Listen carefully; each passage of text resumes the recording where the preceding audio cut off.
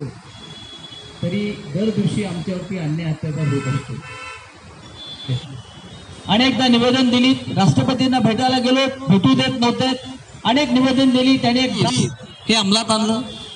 मी आता प्रोटांच्या काही असं होती की सावित्रीबाई फुले विद्यापीठामध्ये आणि मुंबई विद्यापीठामध्ये मनुस्मृती हा पीजीला सब्जेक्ट आणलेला आहे.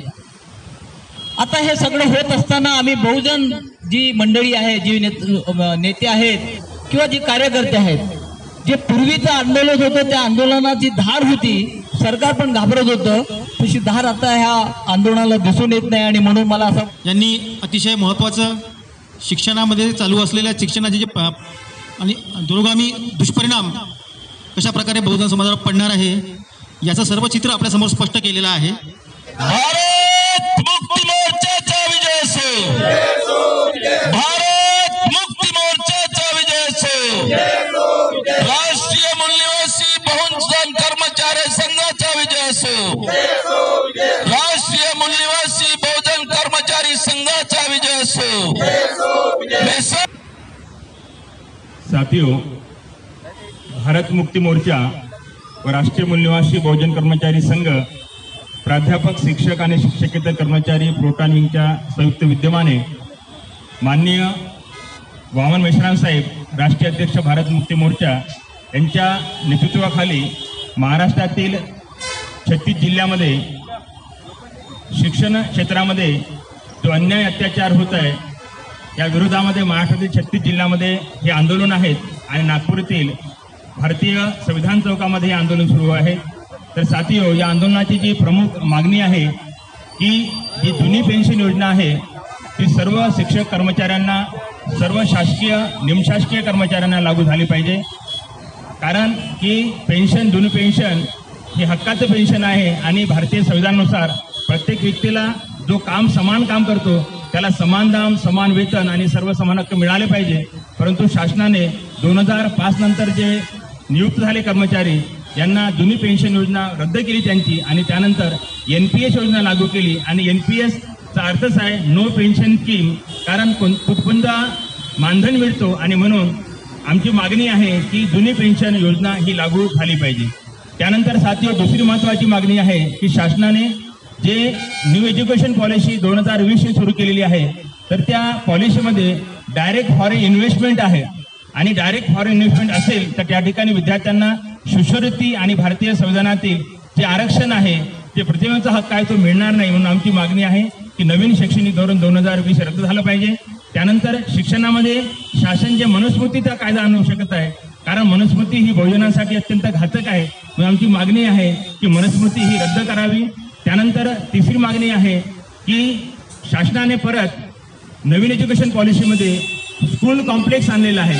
स्कूल कॉम्प्लेक्स काय आहे, तर आजूबाजूच्या 19 शाळा रद्द करून एक 20 शाळा तयार होईल, 20वी शाळा तयार होईल. म्हणजे 19 शाळा बंद होतील आणि त्या ठिकाणी मग ते स्किल एज्युकेशनच्या नावाने सुतारकाम, लोहारकाम अशा प्रकारे एज्युकेशन मिळेल. आणि त्यामुळे बहुजन समाजातील जे मुलं आहेत ते उच्च शिक्षणापासून वंचित राहतील. म्हणून आमची मागणी आहे की जे न्यू एज्युकेशन पॉलिसी आहे ही रद्द झाली पाहिजे. आणि अशा अनेक स्वरूपाच्या मागण्या घेऊन आम्ही प्रोटॉन संघटनेचे लोक, भारत मुक्ती मोर्चा आणि राष्ट्रीय मूल्यवासी बहुजन कर्मचारी संघाचे लोक या ठिकाणी आलेलो आहेत. यानंतर आपल्याला या ठिकाणी बोलतील माननीय वहाने सर.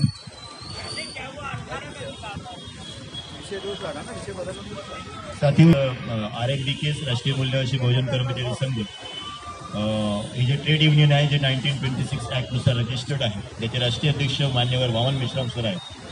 यांच्या नेतृत्वामध्ये proton, professor, teachers and non teaching wing. आमच्या देशामध्ये साथियों एक अजून गडबड झाली आहे. शिक्षकांच्या ज्या संघटना आहेत, जे लोक नॉन टीचिंग आहे त्यांची संघटना वेगळी आहे. नॉन टीचिंगमध्ये जे माध्यमिकला नॉन टीचिंग आहे त्यांची संघटना वेगळी, ज्युनियरला नॉन टीचिंग आहे त्यांची संघटना वेगळी, जे लोक सिनियरला नॉन टीचिंग आहे त्यांची संघटना वेगळी. दुसरी गोष्ट, जे प्राथमिक शिक्षक आहे त्यांची संघटना वेगळी, माध्यमिक शिक्षक आहे त्यांची संघटना वेगळी, ज्युनियरला शिकवणाऱ्या शिक्षकाची संघटना वेगळी, सिनियरला शिकवणाऱ्या शिक्षकाची संघटना वेगळी, PGला शिकवणाऱ्या शिक्षकाची संघटना वेगळी. आणि जर जाती व्यवस्थेमध्ये डिव्हायडेशन आहे, आमच्या शिक्षक संघटनेमध्ये सुद्धा डिव्हिजन आहे. आणि हे जे डिव्हिजन होतं याच्यावर सोल्युशन काढण्यासाठी राष्ट्रीय मूल्यवासी बहुजन कर्मचारी संघ यांनी एक संघटन बनवलं, professor, teachers and non teaching wing. म्हणजे याच्यामध्ये KG पासून PG पर्यंत सगळे टीचर्स आणि सगळे नॉन टीचिंग एकत्रच एकाच संघटनेमध्ये राहतील. म्हणजे जर नॉन टीचिंग लोकांच्या समस्या आहे तर प्रोफेसर लोक आंदोलन करतील, आणि जर प्रोफेसर लोकांच्या संघटना आहे तर नॉन टीचिंग लोक आणि KG पासून माध्यमिक पर्यंतचे शिक्षक आंदोलन करतील. हे जो फिनॉमिना आहे हा फिनॉमिना RMDKSने या देशामध्ये सुरू केलेला आहे, आणि याच्या माध्यमातून आज आपण हे धरणा प्रदर्शन महाराष्ट्राच्या 36 जिल्हाधिकारी कार्यालयासमोर करत आहोत. याचे ठळक जे मुद्दे आहेत की संस्था चालकांची जी अरेरावी शिक्षकांच्या वर सुरू आहे ती अरेरावी थांबली पाहिजे. नंबर 2, SC ST OBCचे जे शिक्षक शिक्षकेतर कर्मचारी आहे त्यांचा जो अनुशेष आहे ज्याला आपण बॅकलॉग म्हणतो तो त्वरित बॅकलॉग भरला पाहिजे. बेरोजगारी दिवसेंदिवस वाढत आहे साथी हो, ती बेरोजगारी जर दूर करायची असेल तर बॅकलॉग भरणे हा त्याच्यावरचा सगळ्यात मोस्ट उपाय, चांगला उपाय आहे. नेक्स्ट आहे 2005च्या आधी नंतर लागलेले जे कर्मचारी आहेत, शिक्षक आहे, शिक्षकेतर कर्मचारी आहे, प्रोफेसर आहे, या लोकांना जुनी पेन्शन योजना लागू झाली पाहिजे. त्या केंद्र सरकारमध्ये जे 2004च्या नंतर लागले आहे त्यांना सुद्धा जुनी पेन्शन योजना लागू झाली पाहिजे.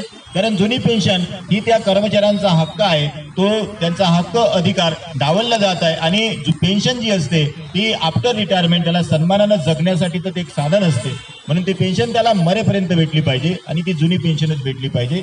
यासाठी हे धरणा प्रदर्शन आहे.